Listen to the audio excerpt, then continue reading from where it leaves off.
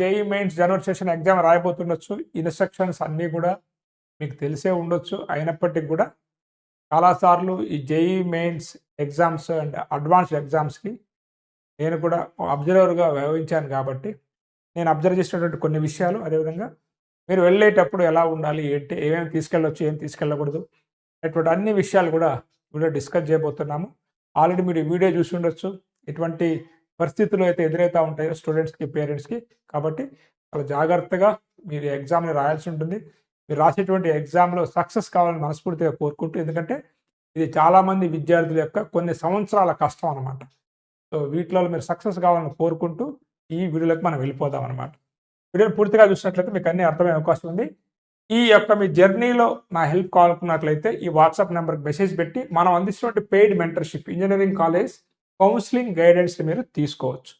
దాంతోపాటు మీ ఇంట్లో ఎవరైనా పిల్లలు ఐఐటి ఫౌండేషన్లో ఉన్నా, 8th క్లాస్ చదువుతా ఉన్నా, 9th class, 10th class, intermediate complete కాబోతా ఉన్నా, వారి యొక్క స్కిల్స్ తెలుసుకొని వారి యొక్క కెరియర్ని మనం ప్లాన్ చేయాలనుకున్నట్లయితే మా ఏఐ సాఫ్ట్వేర్ కండక్ట్ చేసేటువంటి ఆన్లైన్ టెస్ట్ మీరు రాసి మీలో ఉన్నటువంటి స్కిల్స్, మీ యొక్క ఐక్యూ లెవెల్, మీ ప్రాబ్లమ్ సాల్వింగ్, మీ న్యూమరికల్ యాప్టిట్యూడ్, మీ అనలిటికల్ స్కిల్స్ అన్నీ తెలుసుకొని మీకు ఎటువంటి కెరియర్ సూటబుల్ అవుతుంది అనేది మీరు తెలుసుకోవచ్చు. కాబట్టి 8th class and above students అందరూ కూడా ఈ టెస్ట్ రాసి మీ యొక్క స్కిల్స్ ఎంత ఉన్నాయో, సబ్జెక్ట్ నాలెడ్జ్ అనమాట. ఇక్కడ స్కిల్ అంటే ఏంటంటే పర్టికులర్గా సబ్జెక్ట్ నాలెడ్జ్ ఎంత ఉందో తెలుసుకొని తద్వారా మనం స్ట్రాంగ్ ఉన్నట్లయితే హ్యాపీ, లేకున్నట్లయితే దాన్ని ఇంప్రూవ్ చేసుకోవడానికి మనం ఎటువంటి మెజర్స్ తీసుకోవాలనేటువంటి అన్ని విషయాలు కూడా మా ఏఐ స్కిల్ టెస్ట్ ద్వారా తెలుస్తుంది. కాబట్టి అందరూ కూడా దీన్ని యూటిలైజ్ చేసుకుంటారని కోరుకుంటూ ఇక మనం వీడియోలోకి వెళ్ళిపోతాం.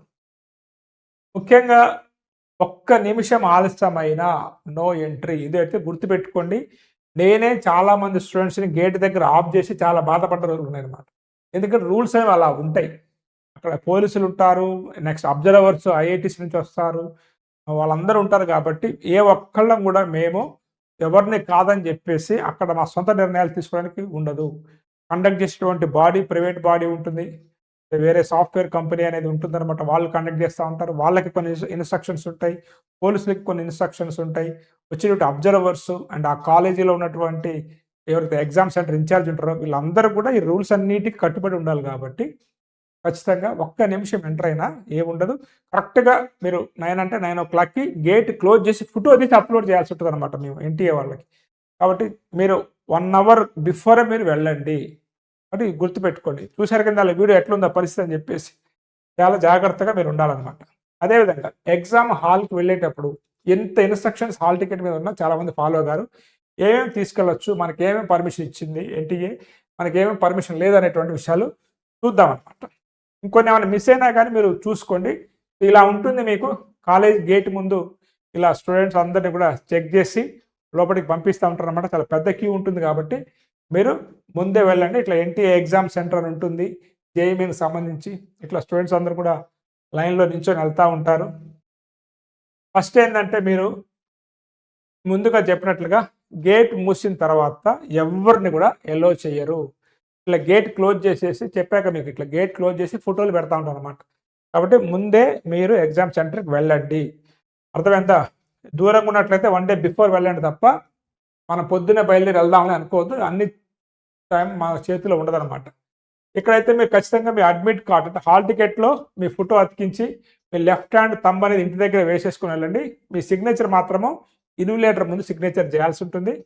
సెల్ఫ్ డిక్లరేషన్ ఫామ్ అనేది అయితే ఎన్టీఏ ఇచ్చిందో దాన్ని మీరు ప్రింట్అవుట్ తీసుకొని వెళ్ళండి పూర్తి చేసి. అదేవిధంగా అటెండెన్స్ షీట్ మీద కూడా మీరు ఒక ఫోటో అతికియాలి. కాబట్టి ఏదైతే మీరు ఫోటో అనేది అప్లోడ్ చేశారో ఆ యొక్క 2 ఫొటోస్ కాకపోతే 3 ఫొటోస్ అయినా పర్లేదు, ఎక్కువ ఫొటోస్ అయితే తీసుకొని వెళ్ళండి. అదేవిధంగా మీ ఆధార్ కార్డు, మీరు ఒక పెన్ను, వాటర్ బాటిల్ కూడా మీరు తీసుకెళ్ళవచ్చు. బట్ అన్ని కాలేజెస్ అనేవి వాటర్ అనేది ప్రొవైడ్ చేస్తాయి.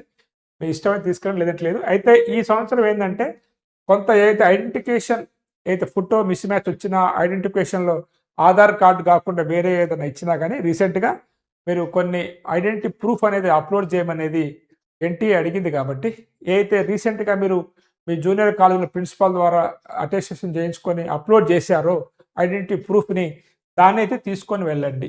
ఓకేనా? ఈ వాటర్ బాటిల్ ఇది వచ్చేసి మీకు ట్రాన్స్పరెంట్ వాటర్ బాటిల్, పెన్ అయితే మీరు తీసుకెళ్ళవలసి ఉంటుంది. తీసుకెళ్ళవచ్చు కూడా. మాస్క్ అయితే అవసరం లేదు.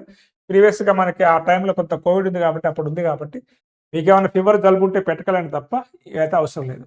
నెక్స్ట్ అయితే మీరు డయాబెటీస్ అయితే టాబ్లెట్స్ కూడా తీసుకెళ్ళొచ్చు. అండ్ ఎవరైతే పీడబ్ల్యూడీ అయితే ఉన్నారో వాళ్ళు మాత్రం ఖచ్చితంగా మీ ఐడి ప్రూఫ్, మీ పీడబ్ల్యూడీ సర్టిఫికేట్ మాత్రము తీసుకొని వెళ్ళండి. మీకు 1 అవర్ ఎక్స్ట్రా టైం కూడా ఇస్తారు కాబట్టి ఆ ప్రూఫ్ అనేది మీరు చూపించాల్సి ఉంటుంది. మరి మనం ఏమేమి తీసుకెళ్ళకూడదు, ఇది చాలా చాలా ఇంపార్టెంట్ అనమాట.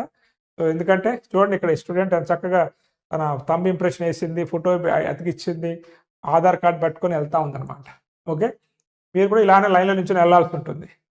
చాలామంది ఏంటంటే ఇక మనం ఇంటర్మీడియట్ 10th క్లాస్లో లాగానే ఆ పెన్సిల్ బాక్సులు అన్ని పెట్టుకొని వెళ్తూ ఉంటారు. అలాంటివి మీరు వెళ్ళకూడదు. మీరు ఎటువంటి క్యారీ బ్యాగ్స్ మూసుకెళ్ళకూడదు. మీరు మర్చిపోయి కూడా ఎటువంటి స్లిప్పులు కానీ ఇటువంటి పేపర్లు కానీ మీ జేబులో ఉండకూడదు. ఎందుకంటే చెక్ చేసినప్పుడు దొరికితే మళ్ళీ వేరే ఇబ్బంది పడతారు కాబట్టి అటువంటి నోట్సెస్ కానీ ఫార్ములాస్ కానీ రాసిపోతూ ఉంటారు. కొంతమంది జేబులో పెట్టి మర్చిపోతూ ఉంటారు. అలాంటివి అయితే చేసుకోకండి. నెక్స్ట్ ఎటువంటి మొబైల్స్ కానీ ఐపాడ్స్ కానీ ఏం ఎలక్ట్రానిక్ సంబంధించినటువంటి వాచెస్ కానీ అదేవిధంగా స్కేల్స్, లాగర్థం పుస్తకాలు ఇవేవి కూడా ఎలా ఉండవు అనమాట. కాబట్టి వీటన్నిటిని కూడా మీరు బయటనే పడేయాల్సి ఉంటుంది. అర్థమైందా? వాచ్ అనేది అక్కడ మీకు ప్రొవైడ్ చేస్తారు. ఇక చాలామంది గర్ల్స్ ఏం చేస్తారంటే అట్లా మీకు మొత్తం మెహందీ పెట్టుకుంటారు అనమాట. కొంతమంది మెహందీ లాంటివి ఉన్నా కానీ మొత్తం రబ్ చేసేయండి, తంబు పడాల్సి ఉంటుంది కాబట్టి అక్కడ. ఎందుకంటే అటెండెన్స్ తీసుకుంటారు, ఎలక్ట్రానిక్ అటెండెన్స్ కూడా ఉంటుంది అనమాట. మీరు తంబు ఇంప్రెషన్ తీసుకుంటారు. సో ఇట్లా మెహందీలు, పెయింట్స్ అన్ని పెట్టుకొని పోకండి. షూకు వేసుకొని పోకండి. సింపుల్గా స్లిప్పర్లు వేసుకొని పోయినా ఏం కాదనమాట. ఇట్లా ఇప్పిస్తారనమాట. ఆ ఫోటోలు తీసానప్పుడు ఆ షూకి అనేది ఇప్పించి సాక్స్ అనేది తీపిస్తూ ఉంటారు కాబట్టి నార్మల్గా వెళ్ళండి. జీన్స్, టీ షర్ట్లు అంత టైట్ గీట్గా అన్నీ వేసుకొని వెళ్ళకండి.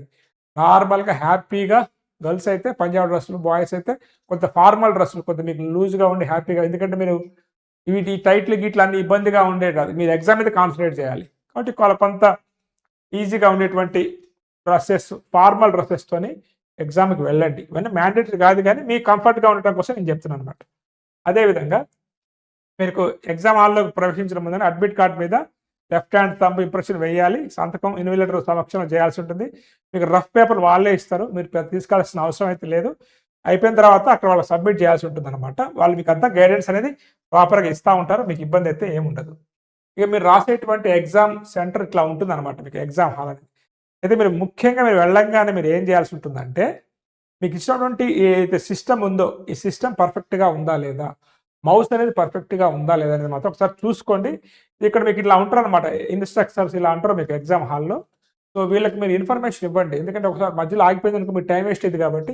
ఈ మౌస్ కరెక్ట్గా పనిచేస్తుందా లేదా, సిస్టమ్ కరెక్ట్గా పనిచేస్తుందా లేదా, మీరు కూర్చున్న చైర్ కరెక్ట్గా ఉందా లేదా, మీకు అంత కంఫర్టబుల్గా అనిపిస్తుందా లేదా అని చెక్ చేసుకొని వాళ్ళకి మీ ఇన్ఫర్మేషన్ ఇస్తుండండి. వాళ్ళకి కూడా చాలా భయం ఉంటుంది, చాలా కేర్ తీసుకుంటారు అనమాట ఎగ్జామ్ కండక్ట్ చేసే బాడీ కూడా. సో కాబట్టి ఇవన్నీ దృష్టిలో పెట్టుకొని మీరు ఎగ్జామ్కి వెళ్ళండి. ఏమి కాదు, చాలా కూల్గా ప్రశాంతంగా ఎగ్జామ్ రాయండి. మీరు ఎంత ఫ్రీగా ఉంటే మీ బ్రెయిన్ అంత షార్ప్గా పనిచేస్తారు అనమాట. కాబట్టి ప్రశాంతంగా ఎగ్జామ్ మీద కాన్సన్ట్రేట్ చేయండి తప్ప బరికి టెన్షన్ పడిపోవద్దు. మీరు చదివిన ఏది రాదు, మీరు చదివి సంపాదించుకున్న నాలెడ్జి ఆధారంగా క్వశ్చన్స్ ఉంటాయి కాబట్టి మీరు టెన్షన్ పెట్టుకోవద్దు. వాటిని మీ నాలెడ్జ్ని అప్లై చేసి సాల్వ్ చేయగలిగేటువంటి ఆన్సర్లు ఉంటాయి అన్నమాట. ఇప్పుడు నేను చదివింది రాలేదు అనుకోవద్దు, ఏదో మీరు చదివిన 2-3 వస్తాయి కానీ తప్ప మిగతాదంతా కూడా మీరు చదువుకుని సంపాదించిన నాలెడ్జ్ని బేస్ చేసుకొని మీరు పెట్టాల్సిన ఆన్సర్లు ఉంటాయి అన్నమాట. సో ఇలా మీకు జేఈఈ మెయిన్స్ ఎగ్జామ్ అనేది ఉంటుంది. ఈ ఎగ్జామ్లో మీరు అందరూ కూడా సక్సెస్ కావాలి, మీ అందరు కూడా మంచి పర్సంటేజ్ రావాలని కోరుకుంటూ మీ అందరికి కూడా all the best. Okay, so exam అందరూ సక్సెస్గా రాయండి. ఒకవేళ టైం బాగాలేకపోయినా అటు ఇటు అయినా మీరు కంగారు పడద్దు. మనకి ఏప్రిల్ సెషన్ ఉంది, ఈ ఎగ్జామే కాకుండా చాలా ఎగ్జామ్స్ ఉన్నాయి. అండ్ జేఈఈ మెయిన్స్ సరిగా రాయకుండా అడ్వాన్స్డ్ కొట్టినటువంటి స్టూడెంట్స్ కూడా ఉన్నారన్నమాట. జేఈఈ మెయిన్స్ జస్ట్ క్వాలిఫై అయ్యి అడ్వాన్స్డ్ కొట్టినటువంటి స్టూడెంట్స్ కూడా ఉన్నారు కాబట్టి ఎక్కడ కూడా మీరు మీ హోప్ని కోల్పోవద్దు, ఎక్కడ కూడా మిమ్మల్ని మీరు డౌన్ చేసుకోవద్దు. హ్యాపీగా, ఎందుకంటే ఇది లక్షల మంది రాసే ఎగ్జామ్ కాబట్టి మీరు దాన్ని దృష్టిలో పెట్టుకొని కొంత హ్యాపీగా ఎగ్జామ్ రాయండి అనమాట. Okay students and parents, have a nice day. మనం ఇంకొక వీడియోతో మళ్ళీ కలుద్దాం. All the best for your bright future and all the best for your JEE mains session 1 exam. Thank you.